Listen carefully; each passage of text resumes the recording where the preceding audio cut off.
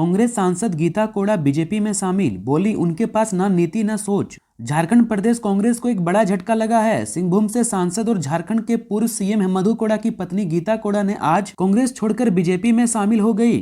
बताया जा रहा है कि बीते कुछ दिनों से गठबंधन में नाराज चल रही थी। रांची में बीजेपी पार्टी ऑफिस में प्रदेश अध्यक्ष बाबूलाल मरंडी ने उनका पार्टी में स्वागत किया। इस दौरान नेता प्रतिपक्ष अमर बावरी भी मौजूद रहे। बीजेपी ज्वाइन करने के बाद गीता कोड़ा ने कहा कि कांग्रेस के पास कोई नीति नहीं है, कोई सोच नहीं है। पार्टी ने देश को गर्त में ले जाने का काम किया है। हेमंत सोरेन के बजट सत्र में शामिल होने पर सुनवाई, फैसला सुरक्षित। झारखंड विधानसभा के बजट सत्र में पूर्व सीएम हेमंत सोरेन शामिल होंगे या नहीं, इस पर झारखंड हाईकोर्ट में दाखिल याचिका पर कल सुनवाई हुई। जस्टिस सुजीत नारायण प्रसाद की अदालत में सुनवाई पूरी हुई, जहां हाईकोर्ट ने फैसला सुरक्षित रख लिया है। सुनवाई के दौरान हेमंत सोरेन का पक्ष रखते हुए वरिष्ठ कांग्रेस नेता और वकील कपिल सिब्बल ने कहा कि इस मामले में उनके खिलाफ आरोप पत्र दायर नहीं किया गया है। वह राज्य के सीएम रह चुके हैं। इस अदालत को उन्हें राज्य विधानसभा के बजट सत्र में भाग लेने की अनुमति देनी चाहिए। सिब्बल ने सुप्रीम कोर्ट के फैसले का हवाला दिया, जिसमें जेल में बंद विधायकों को अपनी अपनी विधानसभाओं में भाग लेने की राहत दी गई थी। झारखंड विधानसभा में बजट सत्र के दूसरे दिन भी हंगामा। जेएसएससी सीजीएल पेपर लीक की सीबीआई जांच पर अड़ा विपक्ष, आर्थिक सर्वेक्षण रिपोर्ट पेश। झारखंड विधानसभा के बजट सत्र के दूसरे दिन भी हंगामेदार है। दोपहर 2 बजे एक बार फिर से सदन की कार्यवाही शुरू हुई है। सदन में वित्त अनुपूरक बजट की मांग पर चर्चा हो रही है। अनुदान की मांग पर करीब 2 घंटे चर्चा चलेगी। तृतीय अनुपूरक बजट में भाजपा विधायक आनंद ओझा ने कटौती प्रस्ताव पेश किया है। इससे पहले सदन की कार्यवाही 2 बार स्थगित हुई। आज बीजेपी के हंगामे के कारण 12:30 बजे और 2 बजे तक के लिए सदन को स्थगित किया गया।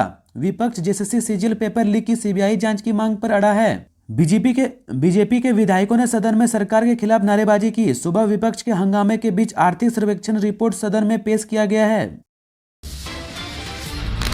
झारखंड के कई इलाकों में छाए काले बादल। कल पाकुड़ में हुई बारिश। 27 फरवरी के लिए येलो अलर्ट जारी। झारखंड के राजधानी रांची सहित राज्य के कई हिस्सों में आसमान में काले बादल नजर आ रहे हैं, लेकिन आज बारिश का आसार नहीं है। पश्चिमी विक्षोभ का असर 25 फरवरी से राज्य के कई हिस्सों में नजर आने लगा है। मौसम विभाग ने आज किसी तरह का अलर्ट जारी नहीं किया है। आज 27 फरवरी को येलो अलर्ट जारी कर वज्रपात की संभावना जाहिर की है। मौसम विभाग के अनुसार आज राज्य के कई हिस्सों में आंशिक बादल छाए रहेंगे, लेकिन मौसम शुष्क रहने की संभावना है। 28 फरवरी से लेकर 2 मार्च तक मौसम शुष्क रहने की संभावना जाहिर की गई है।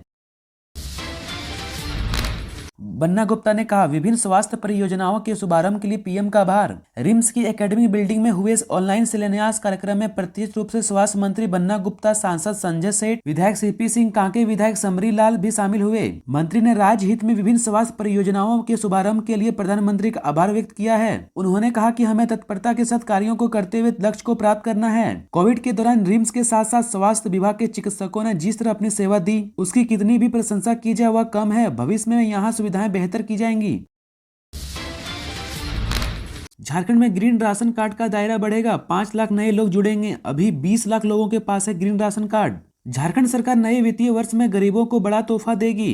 अनाज के बिना कोई भूखा न रहे, इस थीम पर चलते हुए खाद्य आपूर्ति विभाग ने राज्य के 5 लाख और लोगों को ग्रीन कार्ड से जोड़ने की योजना बनाई है। विधानसभा में 27 फरवरी को पेश होने वाले बजट में इसकी घोषणा हो सकती है। इस योजना के लागू होने के बाद राज्य में ग्रीन कार्ड धारियों की संख्या बढ़कर 25 लाख हो जाएगी। जब ग्रीन कार्ड योजना शुरू हुई थी तब इस योजना के तहत 15 लाख लोगों को पीडीएस का राशन उपलब्ध कराने का लक्ष्य रखा गया था। इसके बाद सरकार ने पिछले साल बजट में 5 लाख नए लोगों को इस योजना से जोड़ा गया। विकसित भारत का विकसित रेलवे 2047, पीएम मोदी ने झारखंड को दी नई सौगातें। लोकसभा के आम चुनाव और झारखंड विधानसभा चुनाव से पहले प्रधानमंत्री नरेंद्र मोदी ने झारखंड को 600 करोड़ रुपए के रेल परियोजनाओं की सौगात दी है। प्रधानमंत्री नरेंद्र मोदी ने सोमवार को विकसित भारत का विकसित रेल 2047 योजना के तहत झारखंड के 18 स्टेशनों के पुनर्विकास की आधारशिला रखी। योजना के तहत झारखंड के 44 रोड, ओवरब्रिज और अंडरपास भी बनेंगे। विकसित भारत का विकसित रेल 2047 योजना के तहत झारखंड रेल मंडल के 44 स्टेशनों का उन्नत होगा। पीएम मोदी ने झारखंड को भारतीय रेल से जुड़ी सौगातें वीडियो कॉन्फ्रेंसिंग के माध्यम से दी। झारखंड के वित्त मंत्री डॉक्टर रामेश्वर उरांव ने एक दिन पहले बताया, कैसा होगा चंपई सोरेन सरकार का बजट। झारखंड विधानसभा के बजट सत्र के दूसरे दिन डॉक्टर रामेश्वर उरांव ने कहा कि इस साल झारखंड का बजट बेहद खास होगा। डॉक्टर रामेश्वर उरांव ने कहा कि इस बार का बजट हर महीने में खास होने जा रहा है। मंगलवार को यानी 27 फरवरी को झारखंड विधानसभा में हमारी सरकार बजट पेश करेगी। इसमें खुलासा होगा कि किस वर्ग के लिए क्या खास है। उन्होंने जोर देकर कहा कि इस बार के बजट में हर वर्ग के लिए कुछ न कुछ खास होगा।